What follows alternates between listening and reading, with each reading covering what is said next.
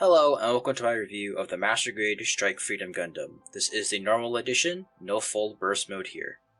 So right out of the box you get the mobile suit plus the huge backpack, 2 beam sabers, a clear blue beam shield effect part, as well as 2 beam rifles.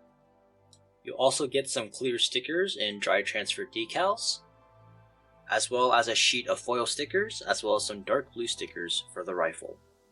And lastly, it does come with its own custom action base. The angle here can be angled in 3 different ways, and the base design is pretty cool. So for articulation purposes, I've taken off the backpack. The head has a decent range of movement up and down as well as side to side. Rotation wise, it will be able to do a 360-degree spin, and the neck has the chicken neck mechanism. The chest has a tiny ab crunch forward. It's normally not going to have much movement up, but if you come back here and lift this latch up, it's going to get a pretty respectable tilt up. I like the latch mechanism back here since it prevents the torso from slouching back too much due to the heavy backpack. And this piece up here can slide down to reveal a tiny Kira Yamato. The shoulder armor can tilt up like so. It can also rotate 360 degrees, though that will change with the backpack on. And it can also reach out of the chest cavity to allow the arm to reach across the chest. The arm can rotate 360 degrees here at the shoulder, but it's a very tight joint. The arm can bend 180 degrees, no problem. And the forearm here houses the beam shield generator, which you can just pull out like so. The entire arm can also lift up quite a bit thanks to the shoulder joint here. The wrist and hands are nothing too special. There's a bit of wiggle room here at the wrist, and your fingers are just going to be your 3-finger trigger finger split with a peg on the palm for the weapons. The front and back skirts are pretty standard in that they can lift up a pretty reasonable amount. What's more unique are the side skirts, which are actually railguns. To deploy them, you'll want to pull back this piece, as well as pull up this piece, and then slide this piece up to expose some inner frame. And also there is a beam saber here, which is on this rotating mechanism. For the legs, you're going to get about an 80-degree kick upwards. The thigh armor here is going to bump into the waist. The back kick is also going to be about 80 degrees. And for the side kick, the railguns can lift up a bit, though you aren't going to be getting any full splits here. And the leg is going to have a nice 180-degree bend. I really like the splitting thigh as well as the moving knee armor. Another unique thing about the waist is that you can actually pop down the back skirt here and then move the railguns to the side.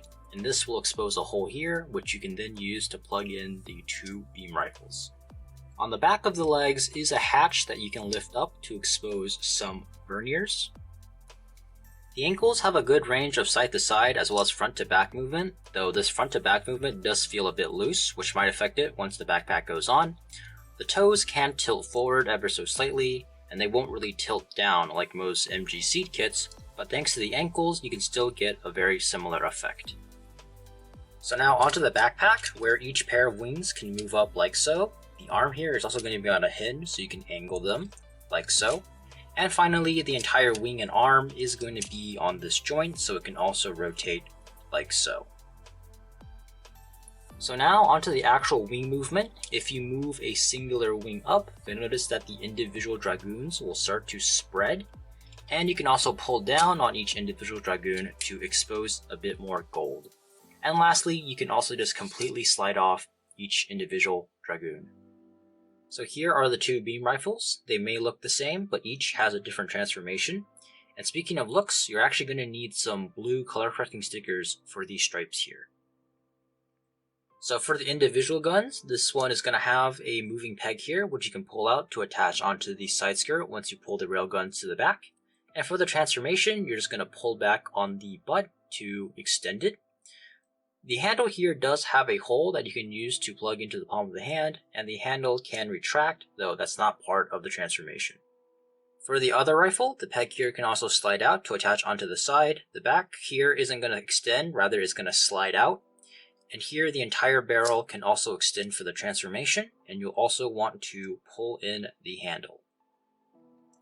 And now you can simply attach both rifles together for one supermassive long-range beam rifle. The beam sabers are a bit noteworthy in that you can combine them into one super long beam saber, though due to the positioning of the holes for the peg in the hand, it might be a bit difficult to hold. And the beam shield has this prismatic effect to it. It's also slightly curved. So here is the fully equipped Master Grade Strike Freedom. Looks wise, my impressions are slightly positive. He doesn't have the surface detail of newer MGs, but the proportions look very sleek. If there's one part I'm not a big fan of, it's the head. The white face mask seems a little bit too big. There's also the controversial puke gold inner frame. I can't say I'm a fan, and while it's not ideal, I think that the RG's weird yellow looks better. Even the special full burst mode version of the kit doesn't fix this issue, as not all of the puke gold is replaced with gold plating. For me personally, it's definitely a huge knock against the kit, but not a deal breaker, because paint exists. So here's a quick spin around. With the huge backpack on, his legs are forced to be angled. He's really not that stable just standing here. As mentioned before, the ankles are kind of weak, so he's prone to falling over. However, it's not impossible to get him to stand, partially because his feet are actually quite large. Here he is in the classic looking down his beam rifle pose. And that's it for ground posing. He's designed for the air, you know it, I know it, even Bandai knows it. To attach the action base, you'll need to remove this part from his crotch, revealing a hole. And the crotch piece can be conveniently stored at the bottom of the base. And the stand simply plugs into the exposed hole. And up in the air, he no longer has to worry about toppling over. Despite the iffy connection spot, the connection itself is pretty solid. The action base is also very high up in the air. And here he is with the wings fully deployed. Getting them perfectly symmetrical is a bit difficult, but he definitely looks a lot more impressive. Everyone calls Wing Zero EW an angel, but this peacock is no slouch. Sun's out, guns out, getting him into the full burst pose is simple enough. Here he is with the combined beam rifle, pulling off the box art. One of my favorite Strike Freedom poses is actually the perfect grade box art where he has both hands on the combined rifle, but unfortunately the MG can't really pull it off. And for melee combat, you can deploy the double beam sabers. You can see here that I've rotated the railguns to the back and attached the rifles onto the side. The sabers are pretty simple, but their size really complements the huge backpack. It's really more of an infinite justice thing, but here he is with the combined beam sabers and the beam shield. As mentioned before, holding the combined beam saber is a little bit weird since there's no hole in the middle of the giant saber. The beam shield goes on easily enough. You just detach the top of the red piece and sandwich the effect part between the two red pieces. The base can be angled, so here he is with his wings swept back, brushing off to steal the title card. So now for some of my final thoughts, as well as pros and cons. Let's get the biggest con out of the way. The puke gold doesn't look great. It's probably a deal breaker for many people, and I don't think seeing it in person will change your mind. Another color problem is the color correcting stickers on the beam rifle. While they don't look terrible, I still expect more out of my master grades. The overall construction is also pretty simple, this being a mobile suit plus a huge backpack, so many parts are very simple. That being said, the backpack construction is very tedious. You need to cut, clean, and assemble 8 Dragoons, plus 4 wings.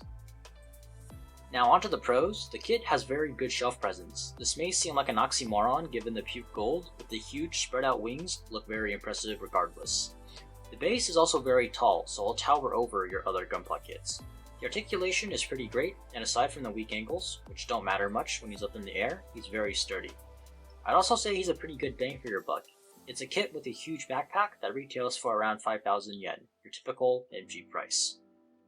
Now let's talk about the special edition, the full burst mode. For about 2,000 more yen, you'll get some nice gold-plated parts for the backpack, as well as parts for the frame.